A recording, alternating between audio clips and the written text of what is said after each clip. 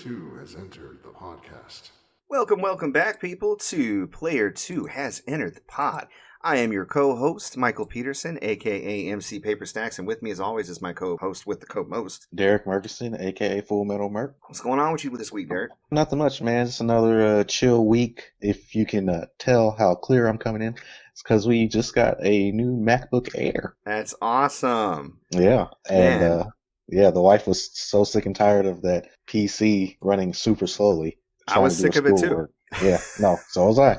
So went on ahead and hooked that up and started right up, and now we're recording, so it's pretty dope. Oh, no, that is great news. Yeah, that other PC, it did what it could. It was chugging along. Man, but it didn't want to give you trouble when we were trying to calibrate. Man. Well, that's great, man. That's great. Yeah, you know, it's funny that you mentioned that. Kristen recently mentioned, because she has a personal PC. She has like a laptop, and then she's got a work laptop. She can't do much on her work laptop because it's a government computer. And so they limit her on downloading and exporting and all that, which makes sense. But her personal one it's also on its last legs, and she's wanting to get something new too. And she, was like, hey, for Christmas. And I'm like, I got you. I told her to send me a list of like functionality that she wants to accomplish. She talked about drawing, so I'm thinking maybe a tablet. Samsung just came out with a new tablet that I'm going to be eyeballing. But she needs to edit videos. She needs to draw. I know that. A few other things. So I'm going to be looking into that for her pretty soon too. But, sometimes they're expensive. They're an investment. You got to keep an eye out for deals. Maybe get a way to make payments. Credit cards help if you can use them responsibly. And I typically do. Yeah. But sometimes you got to realize that if you're spending an inordinate amount of time on something, whether it's work or through like your personal pursuits, you got to upgrade, y'all. Yeah. So I'm super happy that you guys made that decision, and I hope it serves you well. Oh, yeah. Cool. What else is going on with you this week? Pretty much same old stuff, man. Called my dad to check out on him, see how he was doing. He said he's doing pretty good. Trying to figure out when he has to go back to work. But other than that, he's up and about and running around. So, cool. So he's doing good, man. Cool. Glad to hear it. Yeah. Well, not much to report in the fam or on this side. My wife and son are out of town on a family thing. They went to Atlanta. Hotlanta.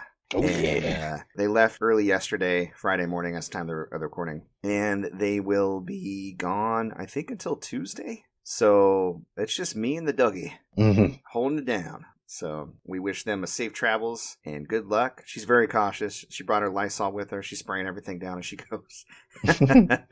Spraying her food before she eats it. Yeah, just, it tastes tinny. So gross. But no, they're doing really good. They sent me some messages. She's been sending me pictures of like Ben sleeping in the morning, which is super cute. He just got like a new dinosaur toy. So he's 4. What are you going to do? Man, he's almost 5 though. He's going to be 5 in January. Can you believe it? Yeah. Nora's going to be 4 in December. Oh my goodness. These kids. 4 is a fun age. I don't know if it's happened yet, because I think we've talked about this before, but I can't remember. She's going to start talking, and she's never going to stop. Yeah, we did. Yeah. Okay. Whew. She's already just, Daddy, this is how you do the thing. Daddy. Daddy. And can we do the fly? And just complete nonsense. Like he's dabbling. He has been for a while. He's dabbling in upping his conversation game, but he doesn't have anything to say because he's 4. So he just spouts not. He's like, hey, Dad, you ever hear of ice worms? And I'm like, what are those? He goes, man, they live in the cold and they will bite you. And like the other night, the power went out. Like I was streaming on Thursday, and my last leg of the stream, the power went out. And I was like, you've got to be effing. We got to get a generator, by the way. Oh my God. That's a whole nother separate issue. Power goes out in this neighborhood all the time, it feels like. Shit, over here as well. I'm surprised the power hasn't gone out on one of my streams before. But he goes, Dad, you know what happened? Ice worms ate the power lines.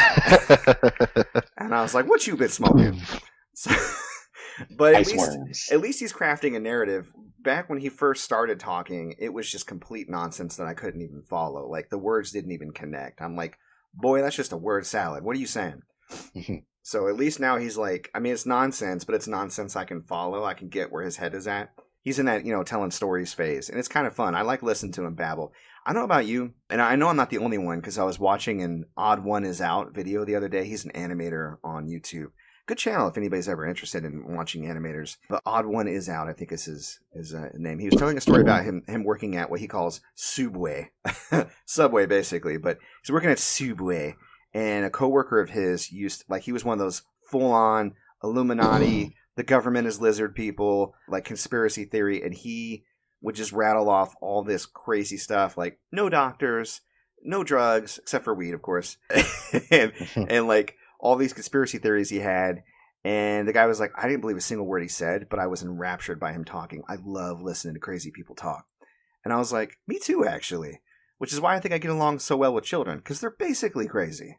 Yeah. So, yeah, I'll let him like jabber at me all day, and I'll actually kind of enjoy myself. I'm like, yeah, and then what happened? Right. I don't know. Again, I may not be the only one. I'm not sure if I'm still in the minority or not. But, you know, if you got a crazy person in your life or a little tiny tyke, you know, lend an ear. You'll hear an interesting story, if anything else. Oh, yeah. All right. So, other stuff going on. It's funny. Remember last week I was ranting on about Disney Plus? Uh-huh. I was like, I ain't even watch on that damn channel, except for Mandalorian. Why do I even have it? Bullshit. Stupid channel. Right. And then what happens? Disney's like, I heard you.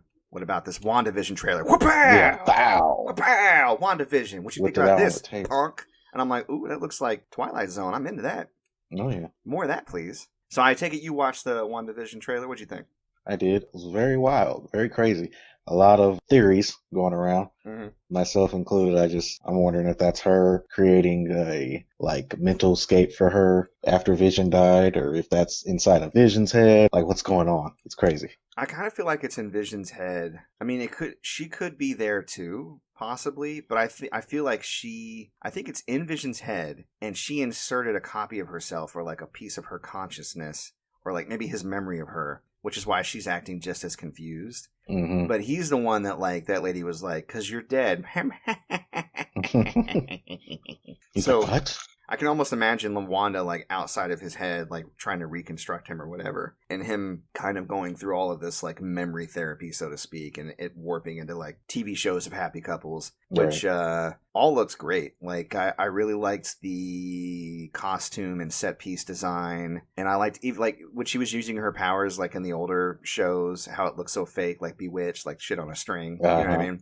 I was like, that's a nice touch. And, I mean, probably also worked out for their budget, too, to be honest. Right. And I love that Kitty from That 70 Show is in it. Oh, yeah, she's great. Love her. I love the way she laughs. Oh, she busts out a laugh on the show. Only thing that would have made it better is if Red was her husband.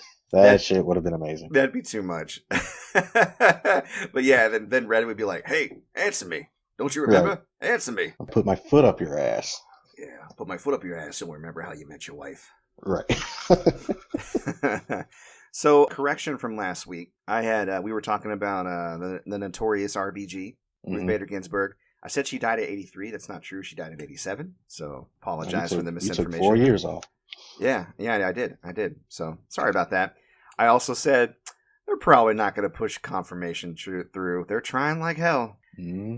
I still think the Democrats have ways that they can stop the confirmation. I just don't trust that they will, because they suck. We'll see. I'm really hoping they stop it. I'm hoping that they either... Chuck Schumer just put like a 2-hour limit on sessions of Congress, which will help, but they really need to kind of tighten in there, because that's that's a super majority, dude. That's the end of a lot of privileges for Americans, because that's what Republicans are about. They're always like, oh, big government, but then all they want to do is take rights away. So I'm like, well, which is it, man? Also, correction, TikTok was not canceled. I don't know if you noticed that on Sunday. Yeah, not necessarily a correction, just they didn't do what they said they were going to do. Yeah, I mean, again, as of all the news and information we had at the time of recording, you're right. That was the accurate information. However, TikTok busted out a video and said, hey, we're in talks with an American company, which I thought was going to be Microsoft. But it turns out it was not Microsoft. I feel like I wrote it down, but I'm not seeing it in my notes. Do you recall who actually bought TikTok? I don't. It's probably an easy thing to find. Let me Google it real quick. This is very confusing. Microsoft loses the bid. Okay. TikTok and Oracle will become business partners. I think Oracle is going to own like 70 to 80% or something like that. And that the Chinese owner is still going to be on the board. Something like that. Okay. So, but apparently that blocks the U.S. government effort to ban it, because it's not entirely Chinese operated and owned. It's not even majority Chinese operated and owned anymore. So very slick. Yeah, well, I mean, maybe that was the plan all along, just to pressure a deal. Who knows? Because it was becoming so popular. I mean, Right. if that's true, that's extra messed up, to be honest. But Yeah. we'll keep following that story to see if anything else develops. In the meantime, I'm glad something that was so widely used and so popular wasn't just taken away from Americans on a vendetta. And it's nice that it gets to continue, even if they had to do a capitalism to do it. Speaking of doing a capitalism, Microsoft did do a capitalism. We'll talk about it a little bit later, but that's definitely probably one of the bigger things that happened this week in gaming news. Before we get to that, though, let's see what else. I think the only thing we got left is just to continue with Disney Plus. You had mentioned there was another trailer or some news about Disney Plus in regards to another show. It's been reported that there will be a Samuel L. Jackson-led Nick Fury series on Disney Plus. And we've been kind of waiting to see if Sam was going to get a chance to lead his own property. So it'll be interesting to see how that goes. Yeah, no, I'm down to check it out for sure. I feel like the cool thing about a lot of these shows that are spinning off from the Marvel Cinematic Universe is they're all going to be kind of different. You know, like you think of WandaVision as kind of like a mystery or kind of like a Twilight Zone type thing. And then I was always thinking that Falcon and Winter Soldier would be more like a spy thriller, or like a political thriller. And maybe Nick Fury will follow along with that suit. I don't know. We'll see. Yeah, maybe it'll pick up from where he was at the end of Captain Marvel. Yeah. All right. Well, the last thing I have for this week is just kind of an apology. So kind of scoot all the way back to the beginning of the week, back on Sunday, I got really sick, like crazy sick. I remember I contacted you because I thought I had the Rona.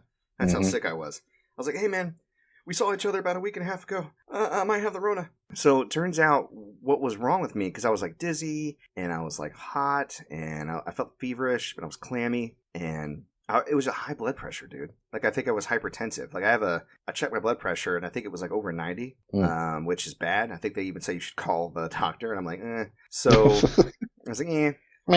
But my medication had run out, and there weren't any more refills, and I just kind of skipped calling the doctor, because I was like, I'm at home. Maybe I'll be fine. I was not fine. Don't ever do that. Right. So I took it easy, and I got my medication back, and now I'm okay. And I understand. Like, I learned my lesson. I said so on the stream earlier this week. I'm like, I'm old, but I'm new at being old, if that makes sense. And I'm kind of learning the lessons of missteps you can make while you're old. And one of those missteps is not taking your meds. Yeah. So if you have high blood pressure and you've lost weight and you still have high blood pressure, so you know it's genetic like me, and especially since I've gained a little weight this week, that probably didn't help my blood pressure. Not this week, but, like overall through the pandemic. Do not skip the meds, man. Oh my God. So unfortunately, I was so sick Sunday and Monday that I missed my Monday stream. And it's the first time I've missed a scheduled stream since I started streaming. Oh, so no. To my one fan out there who watches me, I apologize. And I will strive to not miss another stream. So you guys got to get on these streams. Yeah. Mike is lonely. I'm lonely out here. I just want to hang out with people. But I was supposed to play Scott Pilgrim versus the World on Monday, and I'm just going to do that this Monday. So we'll push it forward. No big deal. Cool. Speaking of games we've been playing, what you been playing this week? I've been playing Ys Memories of Celceta, or Celceta. How's that going?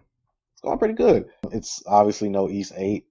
I believe this game originally came out on the Vita, so it looks more like a PS2-ish, PS3 game. Didn't Ys 8 come out on the Vita, though? It did. Okay, just saying. Yeah, no, you're right.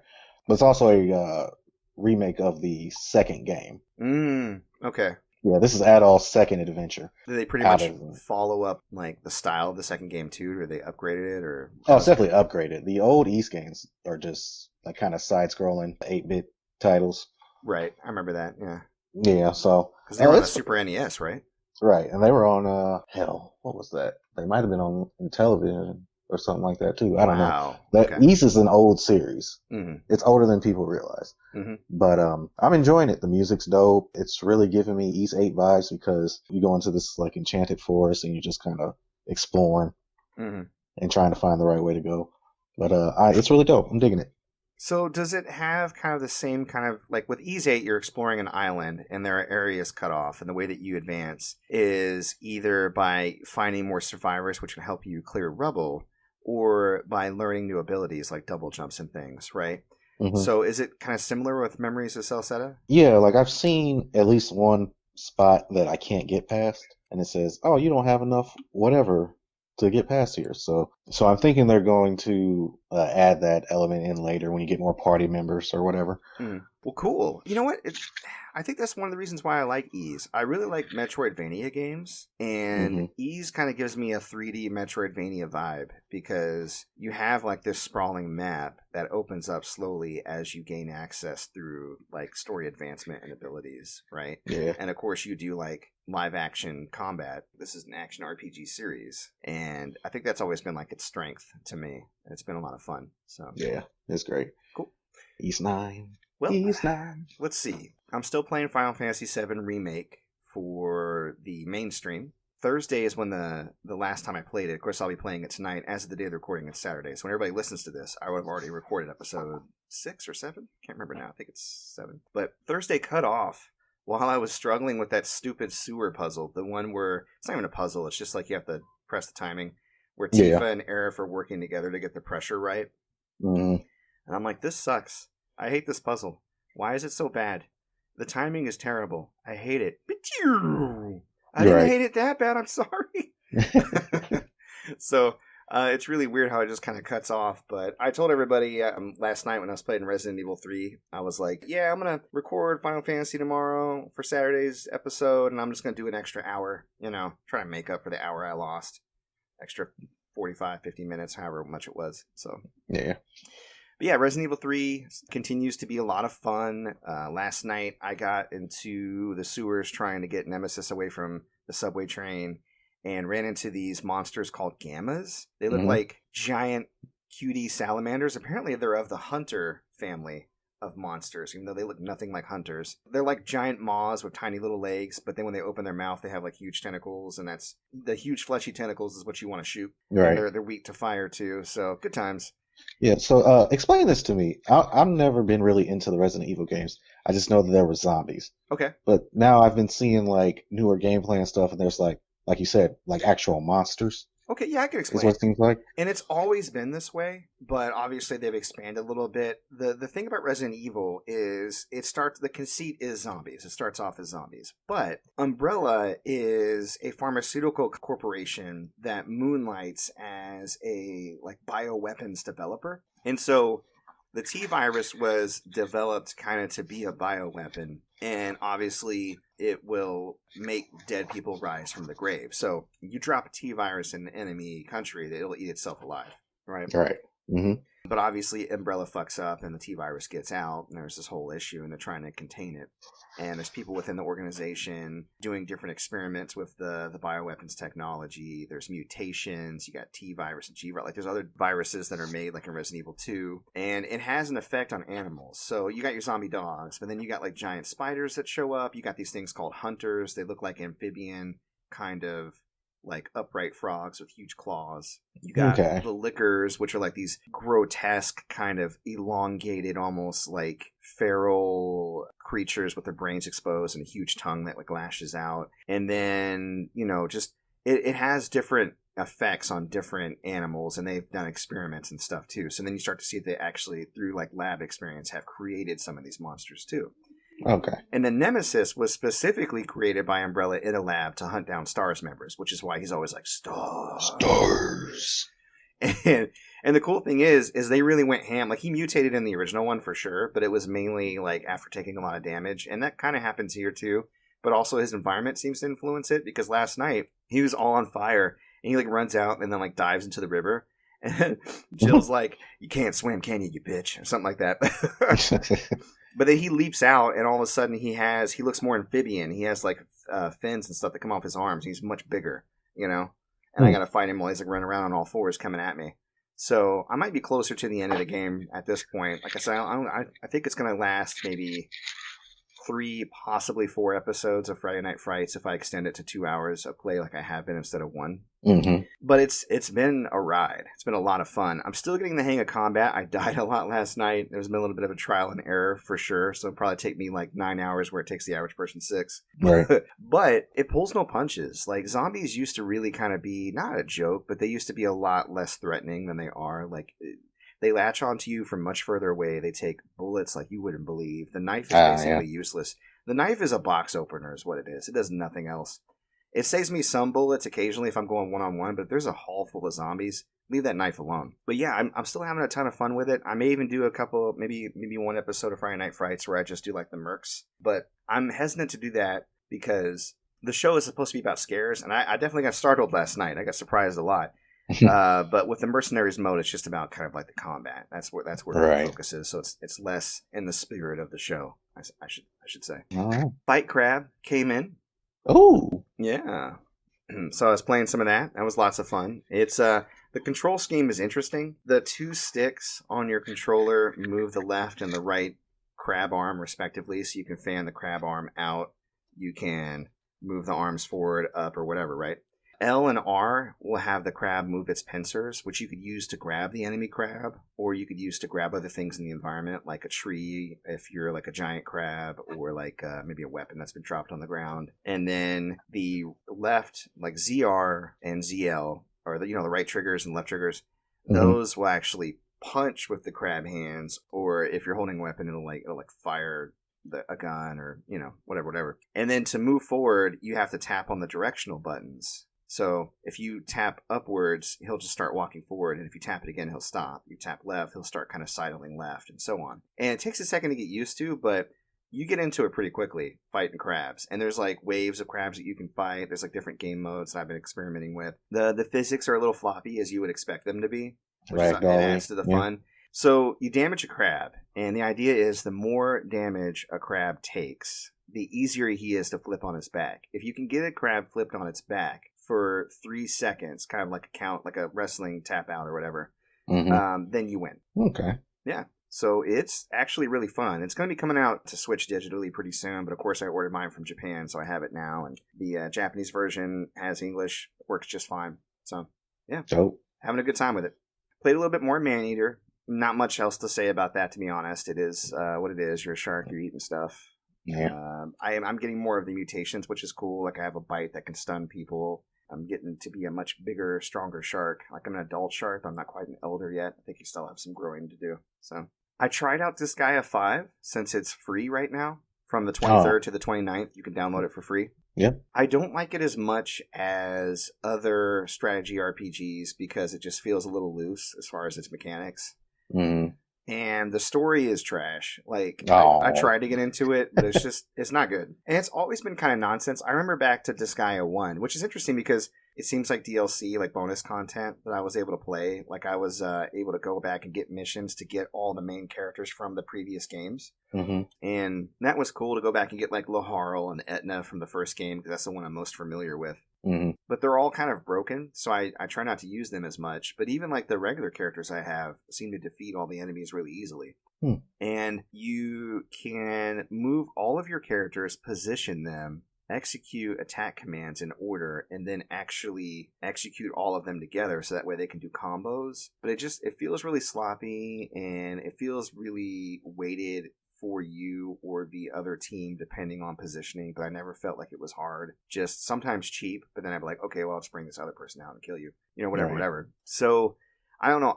I think it has a lot of depth for someone who's willing to invest the time, and I think it'll probably get harder as you go. Like, you just kind of need... It's not very good at presenting a difficulty level that would make you feel challenged from jump. Like, you have to seek it out. So for those who've never played or are trying to get into strategy RPGs, I would recommend Vandal Hearts is a really good one of my favorites. Final Fantasy Tactics Advance is another really good one that I like. Fire Emblem Three Houses is amazing. Pretty much any Fire Emblem I think would be good. I mean, even like Awakening, I think. Those are the games I would probably recommend in that genre first.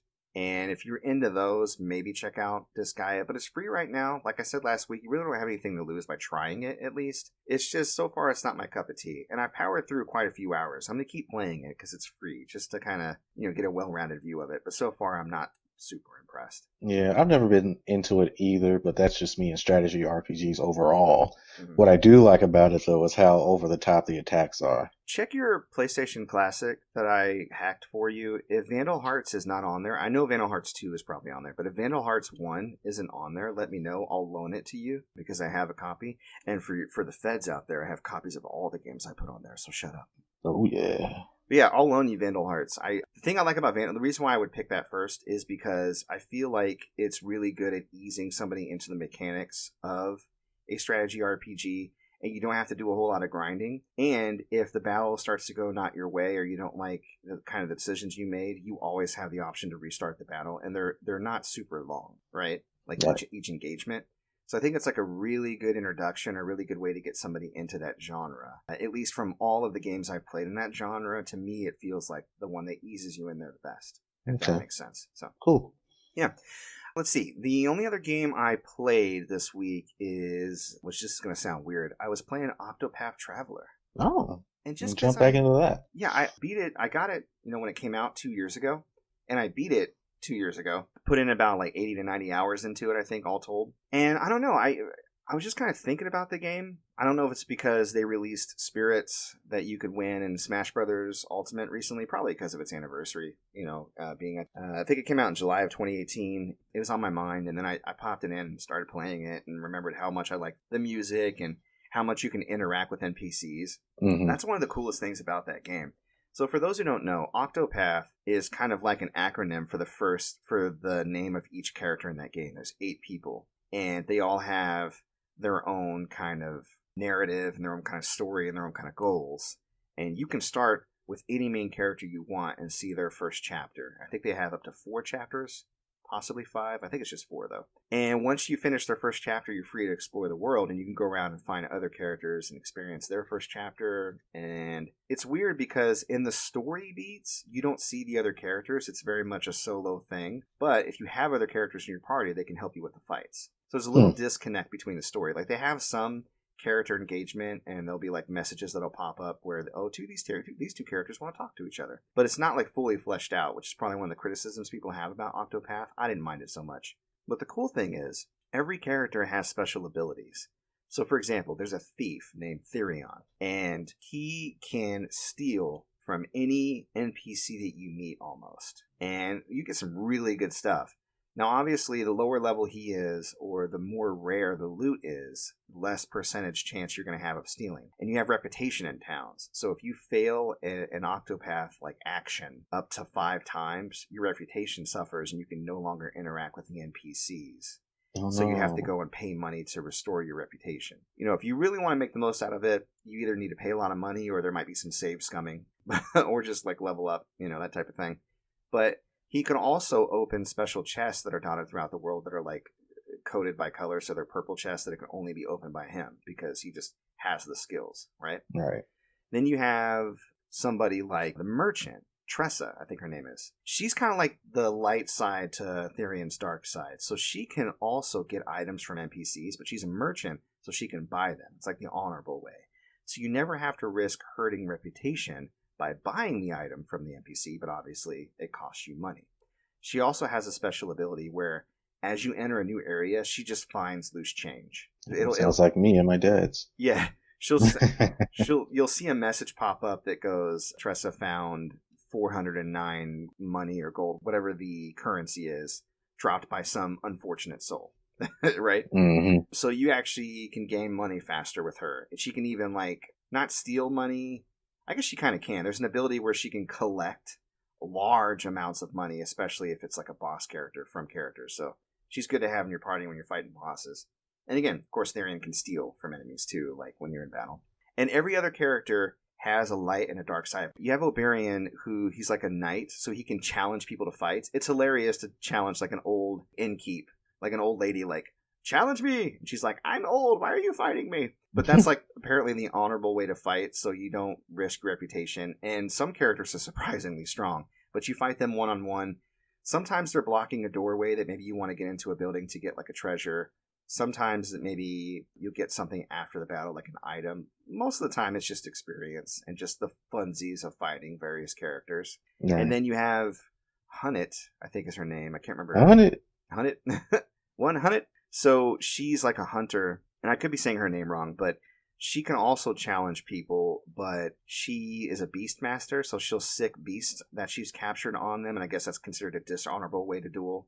So you risk reputation if you lose. Right. Or maybe it's if they refuse the fight. I can't remember. It's probably if you lose. And then you have 2 characters that can allure or entice people to fight with the party. So again, one dishonorable way is like to use sex appeal, and if it fails, you hurt your reputation. The other honorable way is to use like religious reasons, and so you won't risk your reputation, but it may be harder to get them to come along. I don't know how that dynamic works, or I don't remember. And then finally, there is collecting information. So you have an alchemist and you have a scholar. The scholar uses scrutinize, and people don't like being scrutinized. So you have a percentage to successfully scrutinize, and if you do, you learn all about that person. And a lot of times you'll learn about a hidden item somewhere or some information that might help you in a side quest or interact with another character. Or you can use, I can't remember the other term, but it's like, you can basically just have a conversation with them, get to know them. And again, that's a little, that can be like level specific, and you may not always be able to do it if you're not strong enough, but you don't risk your reputation. So it's like that for all of the different things. And again, all these characters, like the scholar, he can instantly see one of the weaknesses of the enemies upon entering battle. The alchemist can mix different items. He's the only person that can do that. Like, there's different things that they can do that make them unique. You can only have 4 characters in your party at once, but there's infinite combinations. They all have their own jobs. Eventually, they can learn a second job from one of the other party members, making like hybrid jobs. There's a lot of depth to the growth in all the characters that makes it really interesting. So if you like RPGs and you don't mind turn-based battles, because it's going to be, it's something that seems like it's on its way out, but it's random turn-based battles. The battle system is great. I could spend all day explaining that, but the real conceit or the draw for me is the graphics. It looks like a diorama. It's very beautiful. And just the characters and the different ways that they can interact with NPCs and with their environment. So nice. Yeah, so I'm like around 15 hours through it again. I'm thinking I might finish it. I don't know. I'm bouncing around. I feel like I have gaming schizophrenia right now. I'm bouncing around. Oh yeah, definitely. Especially with all your streams. Yeah, you know how that goes. Yeah. But like I set down Tokyo Xanadu for a bit, but I'm probably gonna pick that back up too. So okay, gaming news. So big things happening with Microsoft. They bought Bethesda for $7.5 billion. That's the capitalism. The criticism I had, I was like, oh, Microsoft can't make any of their own exclusives, so they go and do a capitalism and just buy another company. Yeah, and I mean, here's the thing with that: Sony does it too.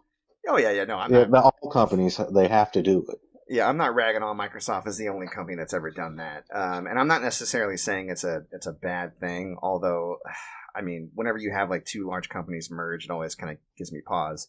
But a lot of people are concerned, like whether or not this means that all Bethesda games will be Xbox exclusive or not. So, I mean, what's your take? Oh, well, I've actually read up on it, and it looks like Microsoft is going to honor the PS5 exclusives, the current ones, mm-hmm. And all games made by Bethesda going forward are going to be distributed amongst the consoles on a case-by-case basis. So I can definitely see them making Elder Scrolls 6 a Xbox Series X exclusive.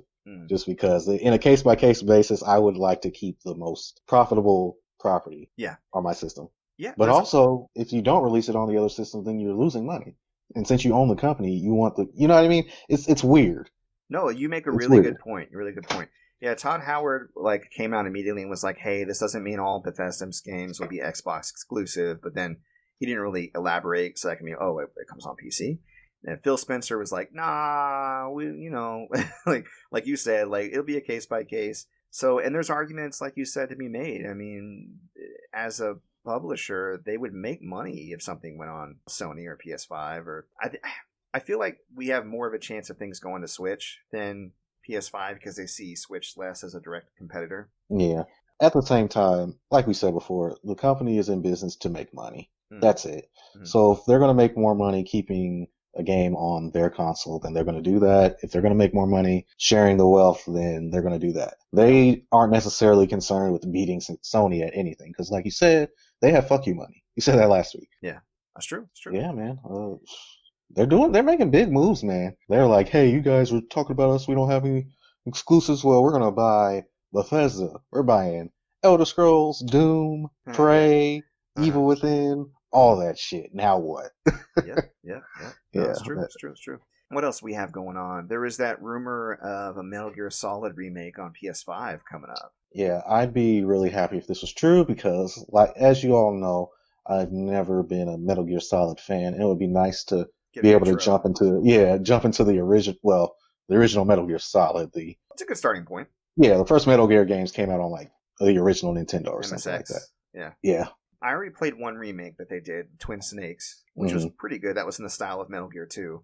It had a different director, so it was a lot more action focused. It was very silly in anime as far as like the cutscenes were concerned, especially compared to the original one on PlayStation 1. But I'd be down for an upgraded, kind of like a Final Fantasy VII style remake, but of Metal Gear Solid.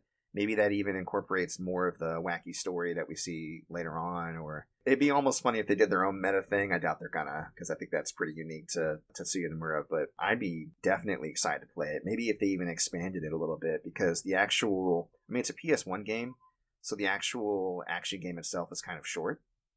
So making the Shadow Moses Island and the complex you have to infiltrate a little bigger, or expanding some of the gameplay sections, that'd be kind of cool to see. Yeah, So. and we've seen it can be done with Final Fantasy VII Remake. Even though people will complain that it was bloated and stuff, I enjoyed it every step of the way. Hey, I like more video game. Give me more video game. Right, exactly. Let's do it. You had mentioned a few other things. You had brought up Spider-Man PS5. What's up with that? If you've heard the news about Xbox's smart delivery system, basically it's where if you buy a game on the Xbox One, you can upgrade to the Series X version for free. Well, Sony's taking a different approach. They are remastering Spider-Man PS4 for PS5. And if you want to upgrade to that version, you either have to buy the Ultimate Edition of the PS5 version, or you have to spend $20 for that upgraded remaster. And there are a lot of people that are upset about this because Sony wasn't forthright with, what games were going to be on PS4 and which ones were going to be on only PS5. Because now Miles Morales, you can buy it on PS4. So when you buy Miles Morales on PS4, you can get the PS5 version of that game for free, but you have to pay the extra $20 for the Spider-Man 2018. Yeah, right. Yeah. I don't have an issue with it. Like, I feel like if you already played the game, then you shouldn't really care about, like, it's a very recent game and it still looks really good. It came out in the last 2 years. If you feel the need to play a PS5 remastered version of it, then I don't know what to tell you. Like, $20 is not that much. They could charge more, honestly. Yeah, they did. I don't know, man. I feel like, I was saying this earlier, I feel like we were getting a little spoiled as gamers. Yeah. As far as what we expect from the companies. Like, yeah, we don't want a bunch of microtransactions and stuff, but when you have these companies doing extra work to basically upgrade a product, we shouldn't be expecting it for free, even though Xbox is doing it, but that's because they lost so much goodwill during this last generation. That's the only reason they're doing it. I guarantee you. Yeah. So I think it's tough because if you can see that it can be done and that's a possibility, then when it's not, that you can draw that comparison, that's when people get upset. I don't know, spoiled as consumers, I mean, we talked about that too. I think when you're dealing with a large company that makes, like, just like you said, fuck you money, then, fuck you if you decide to squeeze a little bit more, when we know that you don't necessarily have to, because we see people not doing that. Right. I'm on the fence about it. Like I said, I'm not going to be mad about it either. It's like getting on a plane. This is an old Louis C.K. joke, but it's like getting on a plane and finding out that there's Wi-Fi and being like, oh, cool. And then being like, hey, sorry, due to complications we couldn't foresee, we won't be able to have Wi-Fi. And being like, fuck this plane. Right. Like, you weren't even expecting it in the first place. Why are you so upset? It's just going to be a regular ass plane ride like you were expecting. But when you raise people's expectations and then lower them back, you know what I mean? Like, when you kind of ping pong back and forth between getting something and not getting something, that's when people get a little upset. And it's a natural reaction. But like you said, there needs to be a little bit of perspective inserted here. I really don't care either. I find it to be a bonus if you get a free upgrade. Like, great, that's awesome. Thanks for that. Because there is some work putting into it. And it's an investment. You put in work and offer us free for the goodwill, for future endeavors, or for publicity. Do you charge? That way you can get compensated for that work, get a little extra money. It all depends. So yeah, I have no sympathy for large corporations, though, and I've made no bones about that on the show. So fuck right. them, I don't care. But as far as my expectations go, it is what it is. As far as raising games to 70, honestly, it's been 60 for so long. Like, start off as 50 for the longest time, then it was raised to 60. Made a lot of big fuss. I'm surprised it took this long to raise it to 70, to be honest. Yeah, it's been 60 since 2005. Yeah. And Yeah. it's 70 on top of, I think, all of the other practices that would bother Yeah. me. Like when you chart, like look at Star Wars Battlefront for an example.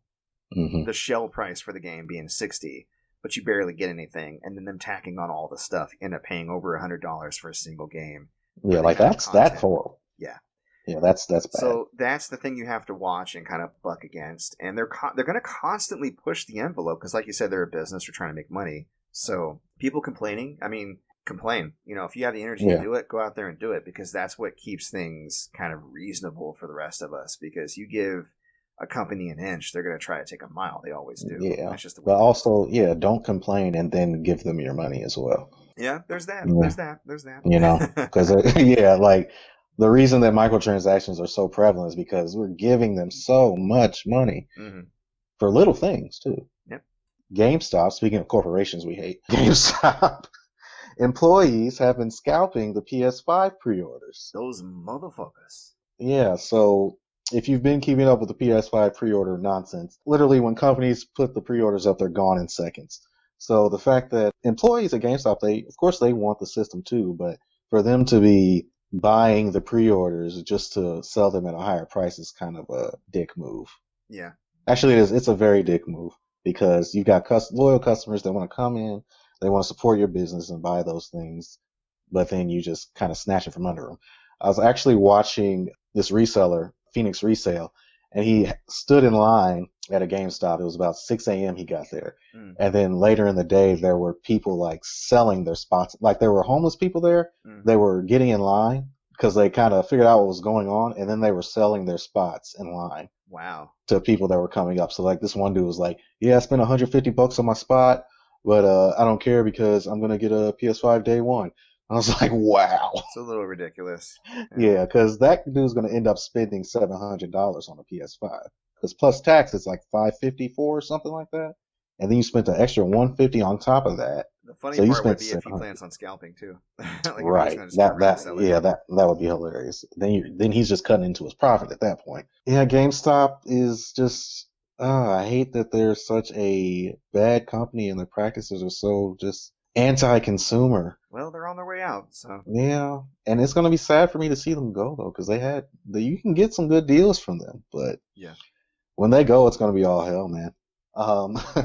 Xbox Series X 1 terabyte external hard drive is going to cost you $229, which is crazy because the Xbox Series S only costs you $300. So it's almost double the price of their lower end next gen console. That's crazy. Yeah.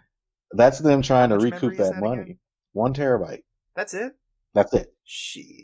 And you can't use third party external hard drives? I assume not. That's messed. That's a Sony move right there. That's what they do. Yeah. Well, actually, you can use external hard drives on the PS4. I know you can. I'm talking about like how they've done proprietary memory in the past. Like look at yeah, a nightmare. The Vita, and the PlayStation PSP, 3, actually. Yeah. Yeah, PlayStation all 3, that. you can't use external hard drive. Yeah, that kind of sucks. So you had mentioned there are rumors of Microsoft buying Sega. Oh yeah. Is that happening? Yeah, I don't know for sure. Like I said, it's just a rumor. But if Microsoft were to buy Sega, which actually, now that I think about it, a lot of the Yakuza games have been coming over to... Yeah, but they're coming to Xbox. Like, Yakuza 0 and Kiwami, I believe, are on Game Pass. So that is something to think about. If they buy Sega, then they are definitely beefing up their library. Because Sega does so much shit, man. You got Sonic. They do a lot of publishing. Yakuza. Yeah. They own Atlas. Oh, yeah. Yeah. Wow. So you might be seeing some, if they do indeed buy Sega, you might be seeing some Persona games on Xbox. Which is, right. That's crazy to think about. That is crazy to think about. Because Xbox would be crazy to take these popular Japanese properties and not put them on PS4 or Switch, though. They'd be insane. That's what the money is. So I don't see those becoming exclusive, even if they do buy Sega, but we'll see. Right. Recently, earlier today, before we started the stream, I saw a Champions trailer for Hyrule Warriors Age of Calamity. It looks really dope. I'm going to check that out. Yeah, it's these, I never beat Breath of the Wild, and I actually never met any of the champions in the game. Wow. So, exactly. I didn't get very far into it. I didn't fight any of the Divine Beast or anything. Yeah, they showed Derrick and Urbosa and what is her name? Mifa, Ravioli. yeah, and Ravioli, Ravali, and they're. It looks really dope, man. Yeah. Like it gives me hypes to start at Hyrule Warriors. Like you always talk about that game, and you you want me to play it with you. I just never have. It's really good. Yeah, It's so They me and don't Vicky explain a like whole it. lot though. So that recommendation I made about Warriors Dojo, that YouTube channel, get on that because it's going to teach you how to play those characters effectively. Okay, cool. Yeah. It looks really dope. I may have to beat Breath of the Wild just so I can fully grasp the scope of the 100. Was it the Great War of War? Is that was Calamity. War Yeah. of Calamity? Yeah. Yeah, for sure. Cool. Decent deals came out recently. You had brought it up, and I know I was eyeballing it too. The Big in Japan sale on PlayStation Network. That's good stuff. Yeah, basically a bunch of anime slash Japanese games and Mm-hmm. shows and everything that are up to 50% off. So I pretty much have everything that I want from the sale. But if you are into like RPGs and stuff and you want to try something new, it's definitely a good place to stop. Yeah, a lot of the Final Fantasy or Square games are 50% off. I saw that Tokyo Xanadu EX Plus, which a game I would definitely recommend. You can get that on PlayStation Network for $12. Mm-hmm. So I think it's totally worth it. I just spent like $30 on a physical copy. So check that out. And on the Switch, on the eShop, they also have a lot of Japanese developer games, 50% off. A Square, I think Phoenix Wright is still 50% off, stuff like that. Hyrule Warriors is $20 used at GameStop right now. So if you're interested, go check that out. I know that you had mentioned that you got one on a pickup, right? Yeah, Hyrule Warriors Definitive Edition is $20 Yeah. at GameStop. Really? Yeah, you might want to go grab a copy. Yeah. But yeah, I know that you had one on a pickup too, and they're kind of hard to find. So it's one of those games you had mentioned that are going up in price. Is that right?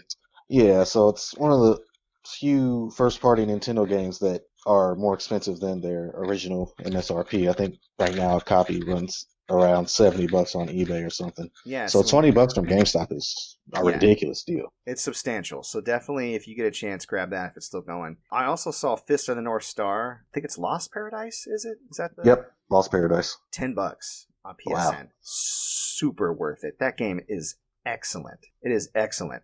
It's probably one of my favorite games in that style, in that Yakuza style, because I think it's the same developers as Yakuza, right? Yep. Yeah, it's amazing. So I could go all day talking about that game. Maybe we will one time. Maybe we'll revisit it, or I'll put it on stream or something. But yeah, that's all the deals that I could think of. Anything else on your end, or any good pickups? As far as deal, it's not really a deal. It's more of a restock. The Animal Crossing Switch console is back in retailers. So if you've got like a Target or a Walmart or something near you, Best Buy, check it out. If you missed out on the Animal Crossing Switch and didn't want to pay $800 for it, they are back in stores for around $300. So happy hunting on that one. As far as pickups, like I mentioned, picked up Hyrule Warriors for Switch for about $40. I got it for a little cheaper because I bought some Xbox One Rock Band 4 stuff.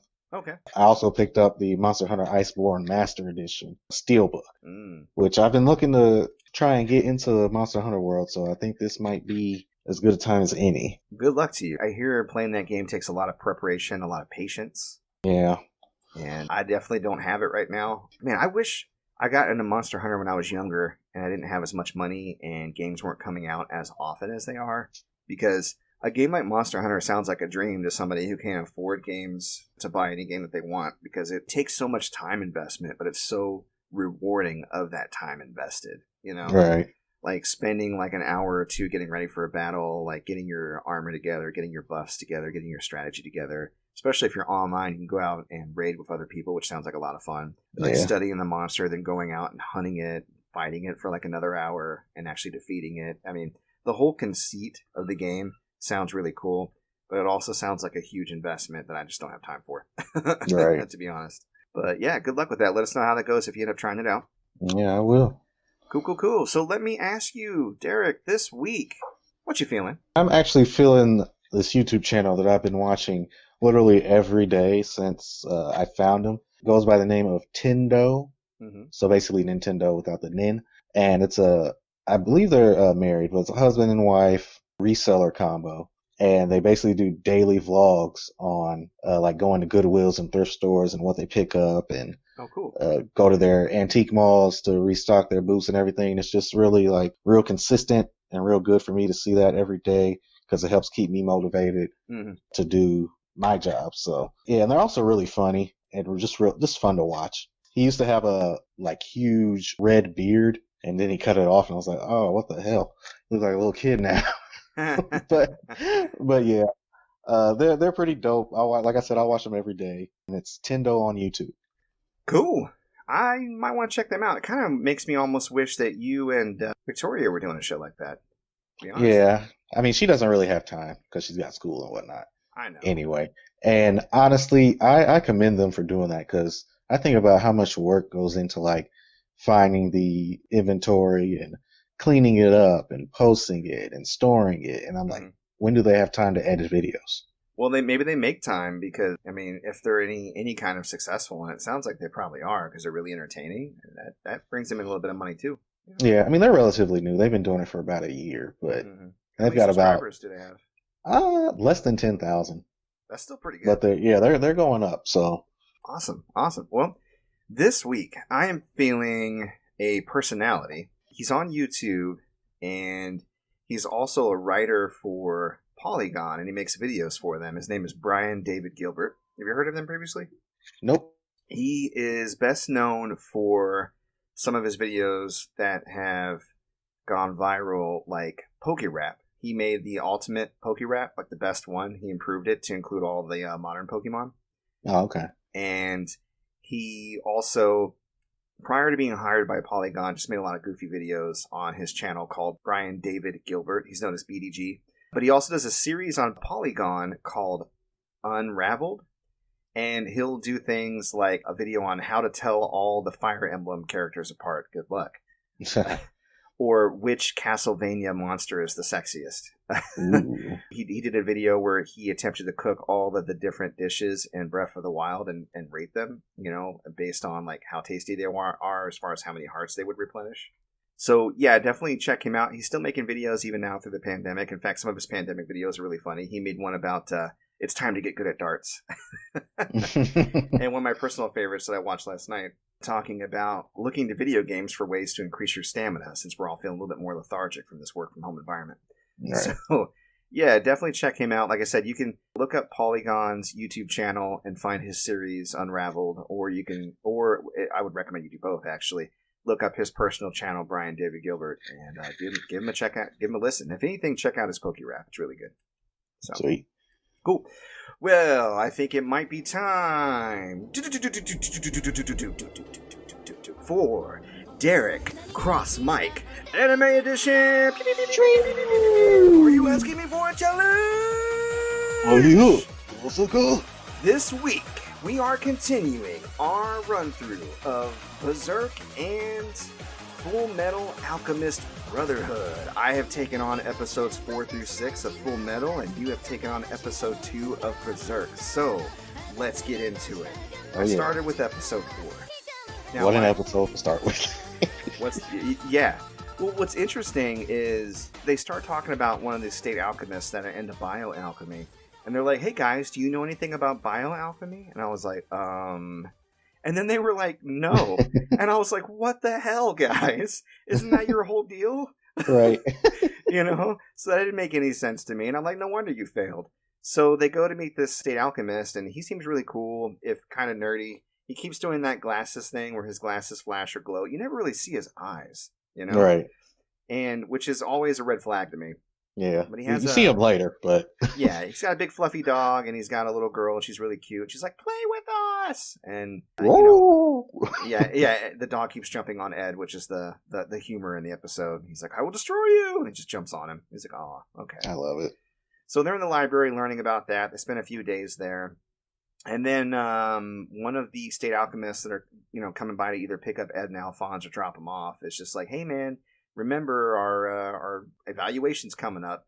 Apparently, in order to stay a state alchemist annually, you have to produce some sort of advancement in your research. It's kind of like if you're a scientist and you need to get published or whatever to continue your funding, right? Right. It's very similar to that, which kind of brings into, okay, how much science are you doing is rushed or published before it's ready or how much of it is junk science? And I honestly feel like this setup is what leads to a lot of. An article we read the other day says that wine actually makes you more healthy if you drink like 8 glasses a day, right? Right. And it's because scientists know that they have to do their regular study, like their real science, but in order to make the money, they have to get like published. And that junk science and articles seem to like get passed around and shared more. So they'll make this sensationalist bullshit based on like a test, group of like 8 people. Right. Right. And then people see the article and go, well, somebody wrote about it. It must be true. And that's what ends up getting all the attention. But that's what they have to do. And it's funny because this episode seems to be themed around the sacrifices that some alchemists are pressured to make. And you get more into like their history and why the mom isn't around. She left about a year prior or whatever. And, so it's just him and his daughter and his dog. Well, he's famous for making chimeras, kind of like what we saw, the monster that we saw sicked on them in episode 2, I believe. No, 3. Episode 3, yeah, with the religious guy.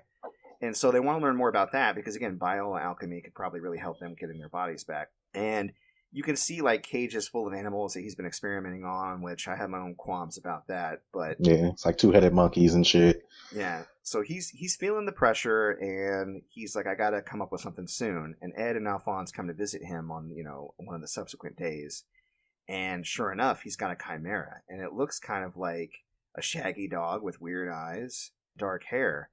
And he goes, it can talk, check it out. And sure enough, it repeats something that he says.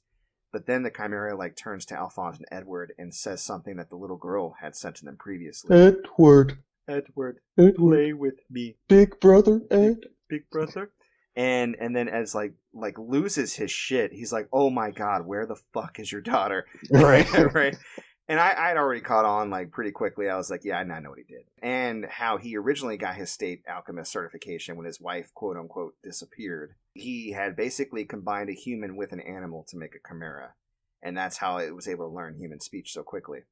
Mm-hmm. So Ed goes like bananas and starts punching this guy out almost to death. Alphonse has to stop him. And they take this guy and his chimera into custody. Meanwhile, there's this guy running around like assassinating state alchemist, and he sounds like really religious, like you will repent your sins before God. And he has like a scar on his face, and he just like touches people and they explode in blood and die. I'm like, oh God, that's intense. Yeah. So eventually he finds the state alchemist who did the experiment. He kills him. He kills the chimera. It's a very sad story. He comes after Ed, and then Ed barely gets out, and that's where Armstrong comes in, which I saw him in the first episode. He was one of the guys fighting the rogue state alchemist. Armstrong kind of cracks me up. He's like, I will show you a technique passed down in the Armstrong family for generations. He reminds me of Adonis in Berserk, which you'll come to know that guy. He does the same thing, but he's more bullshitting. He's like, learn this spear technique passed down in the Adonis family for 342 years. He's like, I thought it was 100. But Armstrong is actually a lot of fun. He's probably one of my more favorite characters. And you get to know he's him. an excellent character. Yeah, you get to know him a little bit better. He's just like a big, happy bear of a man. He's very emotional. He likes a lot of hugs. They allude to him being a little effeminate and then like weirding people out because he's like so open and emotional, which I don't know if it's like a cultural thing with Japan or not, but I'm into it. I'm like, Armstrong can hang out with me any day. He seems cool. Right. So, yeah. But yeah, they barely make it out. Like Alphonse's armor is like badly destroyed. The guy like rips Ed's arm off. Yep. And they find out, they nearly defeat him, but he escapes. They find out that he's a part of a country. I can't remember the name of the country. Ishval, thank you. Yeah. That state alchemists were ordered to completely eliminate due to a conflict. And a lot of the state alchemists are still around, the ones that were involved in that conflict. I mean, they eradicated that country. Yeah. It's basically Full Metal's version of the Holocaust, only worse? Yeah, I don't even know. It's weird saying that. Yeah, because I don't know if it's a one-to-one comparison. It's more like... It's just genocide. It's genocide. Yeah, it's more like what America does with a country that we want to say is dangerous. We just go and bomb the shit out of it. But they, like, eradicated it. Like, they sent in state alchemists and killed everybody there, man, woman, and child. Like, it's insane. it almost makes you like want to root for this guy. Right. In fact, I kind of do. I mean, his methods are kind of messed up because he's going after people who weren't involved in the conflict. But for the ones that are, I'm like, yeah, they suck. Do that. Mm-hmm. So they get a lead on subsequent episodes. Ed gets a lead on the Philosopher's Stone. They go to see a doctor who used to be a state alchemist in the war, and he's like a doctor in a small town. They find out the Philosopher's Stone is like a fifth element almost, that can take on various shapes. It's almost like jelly or liquid, and it can be manufactured. And so they kind of go on a quest. They're going to start a quest out to either manufacture it or learn more about it. But in the meantime, they have to kind of head back and get, Ed's arm repaired, and that way he can repair Alphonse. And Armstrong is like escorting them, and he learns all about their backstory and starts crying. And he's like, "You guys are so great! I can't believe what you did for each other. You gave up your arm for your brother."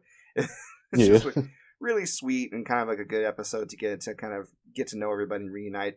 I kind of feel like it would have been great to change the order of the episodes a little bit. Like just drop episode 1. That's a throwaway episode. It really is not a very great way to introduce this series. Either start with episode 2 or maybe even slide episode 2 just after the episode where they're getting repaired, so you can kind of go back and really see for yourself the history as Armstrong is finding out. Right. And then feel that emotion with him. So yeah, it's not a very good first episode. No, it really isn't. Yeah. No, but everything else is starting to really pick up, and now I'm getting interested in it. Like they show more of lust and gluttony, and now they have, I think, was it pride or wrath? That's actually imitating that religious guy now. Envy, that's right. And so you get more of kind of their plot and how they are trying to encourage insurrection and fighting and build these armies and stuff. And so it's starting to get really interesting of like you trying to figure out, okay, what exactly are they trying to accomplish? They're obviously bad dudes. Right. And meanwhile you have Ed and Alphonse still out there trying to find a way to get their own Philosopher's Stone so they can basically get their bodies back. So the writing is getting better. I'm okay with the action, but the rules of alchemy are still so ill-defined. It feels almost like you're watching Naruto and they're inventing a new jutsu like every episode. Mm-hmm. So for me, the stakes were definitely raised, I think, when Ed and Alphonse almost died from the guy from Ishval, right? Because he's very powerful. But I don't really know what his power is. And it seems like he's also using alchemy to an extent. Right. So, I don't know. But the characters are starting to really come into their own. And the story beats are getting really good and interesting. So I'm actually starting to enjoy myself watching the show rather than powering through now, which is really good. I'm excited to check out episodes 7 through 9 this week. Definitely. Yeah, it's so funny. Literally, listening to you talk about it is giving me shivers. Because I'm like, I can't wait till it gets to this part. I can't wait till this happens. I can't wait till we talk about this shit.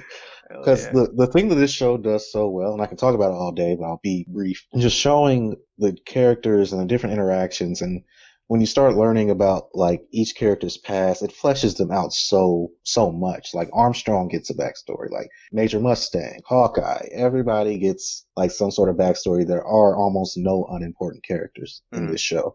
So by the end of it, everyone has some arc that you're satisfied with. That's cool. That that gives me a feeling. It kind of reminds me of Fire Emblem Three Houses, because it starts off and you think, oh, this is just anime trash, because there are a lot of characters that are very anime tropey. But over time, you realize that every single character is complicated. They all have their own backstory. It's very interesting. You understand their motivations, where they're coming from. You like some characters that you didn't like before, and even if you still don't like the character, you respect them. Right. I mean, if this plays out in a similar way, then I'll be very happy that I decided to sit down and watch it. So it's awesome, man. Yeah. Well, what did you think about Berserk episode 2, aka the first episode? Because the first episode was the last episode. Right. Well, speaking of backstories, we left off with, I think, 16-year-old version of Guts. Around there, maybe a little bit younger. Yeah, at a siege of a castle of sorts. And there's this giant knight named Bazuza, I think. Bazuzo. And he's just like this giant onion knight looking motherfucker. Huge. And he's like, someone fight me. You're not going to get past me. I'm going to bust you up with my axe, and that's going to be that. And Guts, at 16 or 17, just walks up and he's like, fight me. And then he ends up defeating him. And it's actually really dope because he cracks his axe with his sword. And then Bazuzo swings his axe at his helmet, and the axe shatters. And his helmet flies off, and then Guts ends up hitting him in the side with his sword, and then cleaving his head in twain. He's like, no! Yes, how did this happen? Oh yeah, and then Guts gets his money from the bounty from defeating that guy, and then he's walking through some sort of pathway or whatever, just out in the wilderness. And the people that were actually holding the castle mercenaries from the were opposing mercenaries. army. Yeah.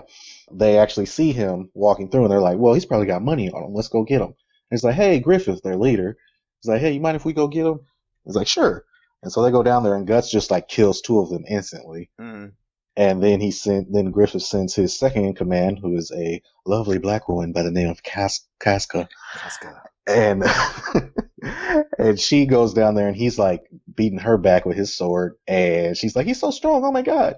And then Griffith comes down finally to help, and he's like, be careful, he's strong. And then he just completely decimates him. And then we have a dream sequence where Guts is dreaming about some sort of demon coming after him, and then he's like a kid, and he's like naked, but it's weird because he has like no penis or anything. It's like they do the anime thing where they don't draw the genitalia. Yeah, and I'm like, well, Dragon Ball's drawing genitalia. Like, if we're gonna do that, if he's gonna be naked, then he might as well be naked. It was a conscious effort by the artist because they didn't want to distract or have people just stare at the genitalia. But the thing is, if it's not there, then you stare at the thing that's not there. Because they show him laying down, and it looks like he literally just has a vagina because he has no penis. Yeah. He's like a Ken doll, basically. But that was a conscious artistic choice to just not draw the genitalia. So. Yeah, I'm sure. But and then he sees an image of some dude named Gambino. He's like, Gambino, help me. He's like, I can't help you. I'm dead. Remember, you ran your sword through me. And I'm like, well, hell, what did this guy do? Yeah. Which I'm pretty sure, if I remember correctly, because I do know a lot of this plot, but I've just never watched through it. If I remember correctly, Gambino like would sexually assault Guts all the time. I'll explain it once you get done. Yeah. Okay. So because when they don't show all of it in the anime like they do in the manga, so I'll explain the parts that you're not going to see to help you connect the dots a little bit because it is a little vague. Okay, yeah, because when Soldier touches Guts on his arm, he's like, "Don't fucking touch me." Yeah, like when he gets paid, the guy's I'm like, "Whoa!" The leader of the mercenary band's like, "Dude, you're really good. I need you to work for me." He's like, "Nah, I'm good." And he goes, "Wait!" He touches him on the shoulder. He's like, "Don't you ever fucking touch me!" Yeah, and I was like, "Whoa, whoa, easy." Yeah, but and then he wakes up from the dream, and then they show Casca is laying next to him in the nude, and just kind of staring at him. He's like, those big black eyes. And I was like, black what? He said eyes. I was like, okay. And then he wakes up. Apparently, Griffith told Casca to lay next to him because he was shivering. He lost a lot of blood. He was sick. Yeah, he lost a lot of blood, so he was shivering. He said, you need to lay next to him. It's a woman's job to warm a man. And I'm like, okay, yeah. It's a little messed up. Yeah, she was not happy about that at all. She wasn't. She walks up and punches Guts in the gut. Yeah, right in the place Guts where Griffith in his guts. Him. Yeah. Let me see. Then Griffith comes over and he's like, hey, why don't we go for a walk? I got to talk to you. And basically he propositions him to join the Band of the Hawk. And Guts is just confused because it seems like at this point he's never had anyone take a genuine interest in him. Especially one that just stabbed him the day before. Right. So he's like, hey, why is he saying this to me? Blah. And then Guts pulls out his sword. He's like, I just want to settle things because that was bullshit what happened before. And we'll see what happens. So, and Griffith's like, what if I win? He's like, then you can do whatever you want with me. He's like, all right. All right, bet. Griffith's a bit of a beautiful man, so he shoots him a look like anything. Yeah. Well, Vicky walked in on me watching it. And I was like, he's so pretty. Yeah. No, Griffith is gorgeous. He really is. Like, that's kind of the thing. I think he's meant to be attractive to men and women. Like, he's very androgynous. But he's also very deadly. Like, how he defeated Guts, like, just with the single stab. Boy. Yeah, in the end of the episode, it just shows them clash swords and does that drawn anime scene where it just kind of pans out. There's one thing I would say about the episode that they kind of messed up was that when you first see Griffith, he has his helmet on. And then they show Griffith laying down without his helmet on. And then he comes down to fight Guts with his helmet on. And then he takes his helmet off, and it's revealed that he's a beautiful man. I feel like they shouldn't have showed him with his helmet off laying down the first time, and it would have been like, whoa, this is a beautiful man. Oh, yeah. You feel like the reveal might have been like a little bit foreshadowed too much. Yeah. But other than that, I'm digging it. It's very 90s. Yeah. It is very old. Yeah. The voice acting is not great, but the action is actually pretty decent for what there's been of it so far. I think the voice acting between Casca, Griffith, and Guts is pretty exceptional. But I will agree, when you get to like Corcus and a few of the other side, like Judo is really good too. When you get some of the other side characters, I get you. Yeah. Yeah. But yeah, I'm enjoying it. So Good. Yeah, man. So I'll go back and explain a little bit of his backstory that gets a little glossed over. You're going to see some of his history with Gambino. You're going to see he and Gambino's like final moments together. Gambino hates Guts, and you'll kind of see why, and we'll discuss it later. But he did raise him, and a soldier offered Gambino money to sleep with Guts as a child, and he accepted it. So that dream he was having was him being raped as a child. And which is really dark. And so he has, obviously, if somebody tries to reach out and touch him, he's like, no, right? Because he's very traumatized. Right. So that's kind of the part that they gloss over. But you'll see how Gambino treats him, how Gambino, like, how he and Gambino met, how he gets trained, and their relationship through, like, when he's young. Like, that'll all come up in subsequent episodes for sure. So, okay. Cool. Well, I'm glad you're still digging it. We will be back to talk about episode 3 next week, as well as Full Metal 7 through 9. And we'll go from there. So, last thing I want to talk about before we head out today, and the reason why I saved it for last, both of us finished Dragon's Dogma on Netflix. So I thought we'd have a very brief spoiler talk about it, if you don't mind. Oh, yeah. So, let's do it. Yeah, so 7 episodes, 1 through 7, all the 7 deadly sins. Overall, what did you think about the show? It was fine.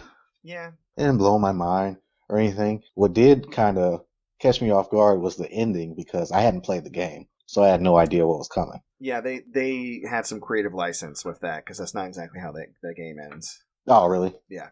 That's not how the lore is at all? No. Oh, well, nice. I'm pretty sure that's not how it ends. I mean, I haven't played the game in a really long time, but I saw that and I was like, I'm pretty sure that's not how it goes. But okay.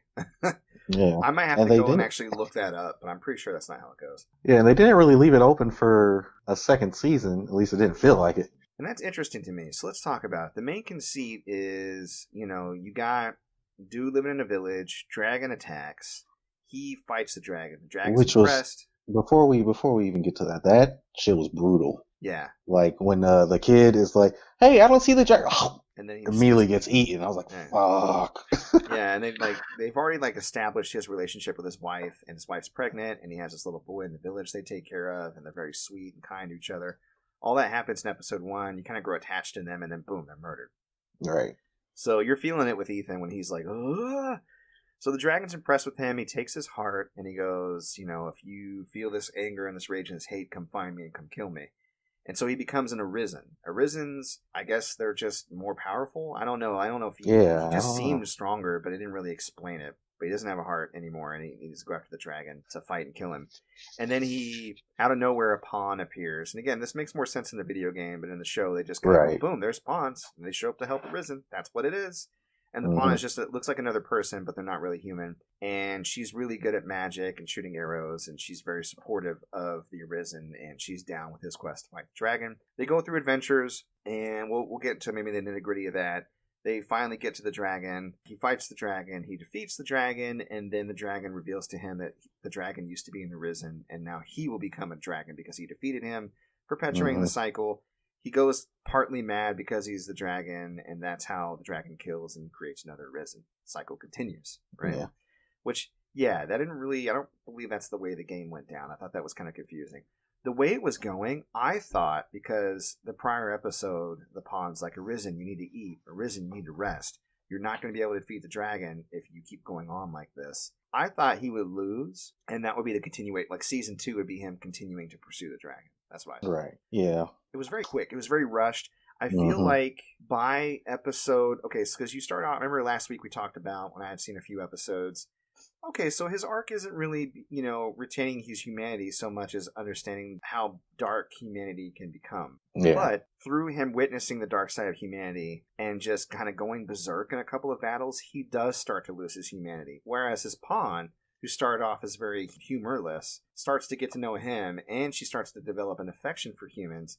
It's almost like she takes on his humanity while he's losing it, right? Yeah. Mm-hmm. And so she notices the change. So a couple of mercenaries they run into in an earlier episode, they run into again, and they notice the change in the two of them as well. And I felt like, because they're like, "Oh, hey, it's you guys." I'm like, yeah, the guys we saw like 2 episodes ago. It's not, right. It doesn't feel like it's been that long, right? I feel like the game could have done with a few montages to help show more passage of time. It just felt very rushed. Yeah. And I felt like there was not enough passages of time to really kind of solidify a reunion when they get back with like Simon and Balthazar, those soldiers they met earlier, and when they kill the Lich King, right? Now it was cool that they showed like he fights a Colossus, he fights a Griffin, he fights a Lich King, he fights all these different monsters from the game, and even a Hydra, which is really cool. The whole like drug thing, yeah, I like that. But it's just they don't. It almost it feels like it was directed by Zack Snyder. We talked about it before. He's my favorite guy to pick on, right? Right. Because he's really good at all these moments, these badass fights and these moments, and those are awesome in the show. But he's not so good at developing character or the quiet moments in between that make you care. Because the coolest action scene in the world doesn't really mean much to your eyes other than spectacle if you don't have any emotion or stake tied to it. Right. And I feel like because it was so rushed along, that my stake and my emotion in these characters was... They built it up pretty good in the first episode, but then it got really divested. And by the end, I was like, I don't really care. You know what I mean? Is that kind of how you felt too? Yeah, I was just kind of watching it. There's a lot of stuff that they didn't explain, mainly the magic and how that works. Yeah, they should have done more explaining. Yeah, for sure. Yeah, because Balthazar like made his sword glow, and I'm like, is that like just a skill he has? Is like that a magic? Holy sword? Yeah. Like what's happening here? Yeah, who can use magic? Who can't? You know why? So yeah, I feel like they lean too heavily on people's knowledge of the game in order to do this, and that's fine. But even as a person who played and beat the game, although it was many years ago, I was still like wanting more context for the show and the deviations that they made. You know. Mm-hmm. So again, it wasn't terrible. I don't think I could recommend it to other people without caveats, to be honest. It's definitely not near as good as Castlevania. Castlevania crushes the hell out of the show. Yeah. For sure. I hope they make more, and I hope they learn their lesson from kind of like the missteps they made with this show. Overall, if I had to rate it out of a 5, I'd probably give it like a 2. Yeah, I might give it a 3 simply for what they did with the animation. You know what? Yeah. For just the regular characters. Yeah, because like I said, this is the most I've enjoyed a completely CG anime, I think. Mm-hmm. Well, besides Ajin on Netflix, that was pretty good. But this one is the most CG anime that looks like it's drawn. Ah, I gotcha. So that definitely helps soften the blow. Yeah, the monsters are all really super CG, but you know, it is what it is. They do what they can with the technology. Yeah. And and the last thing, I don't like how he turned into the exact same dragon. I really wish there was a different like form or something that he took to differentiate him. Yeah. But yeah, he is the exact same dragon. Well, okay, well, that's cool like this. I get you on that. Yeah, for sure. Cool. All right. Well, that is our show, people. We're going to be working on a spoiler cast for Last of Us Part 2, so be on the lookout for that. We haven't recorded it yet. I think we're eyeballing this weekend to probably record it. Next weekend. So stay tuned for that for sure. But of course, we got episodes every Sunday. So before we kind of say goodbye to everybody, if people are liking what they're hearing, they want to hear more, maybe they want to stalk you and try to pressure you into doing a show about your thrifting, where can they find you at? They can find me on Instagram at GamerGoodiesMore, Twitter at goodies_more, and you can find all the awesome items that I pick up on ebay.com/str/gamergoodiesandmore. Sounds good. All right. Well, if you want, you can find me on Twitter at Mike Peterson AL. My YouTube channel is MC Paperstacks Plays. So if you hear about any games I'm playing that you're interested in and it's already aged out of Twitch, you can find the full uploads there. Twitch streaming is on twitch.tv/MCPaperstacks. My main stream is Tuesday, Thursday, Saturday at 8. Right now I'm playing Final Fantasy VII. I do Brawlers and Warriors games on Mondays at 9. Scott Pilgrim vs. the World coming up. I do horror games on Fridays at 10. And right now I'm playing through Resident Evil 3, the remake, and all those are Eastern times. For our podcast hub, you can go to anchor.fm/player2 as enter the pod. There you can find all our episodes. You can donate to the cause if you feel so inclined. We very much appreciate it. You can also find us pretty much wherever podcasts are hosted. Breaker, Google Podcast, Overcast, Pocket Cast, Radio Public, Apple Podcasts, and Spotify. You can email us with feedback, comments, suggestions, criticisms, whatever, mcpaperstacks@gmail.com. And if you're on Facebook, I run a Facebook gaming group at facebook.com/groups/indiegamers. All right, man. We did it. That's our show. So we hope that everybody enjoys the rest, what little they have of their weekend and the rest of their week. And we will see you next week. Bye-bye. See ya.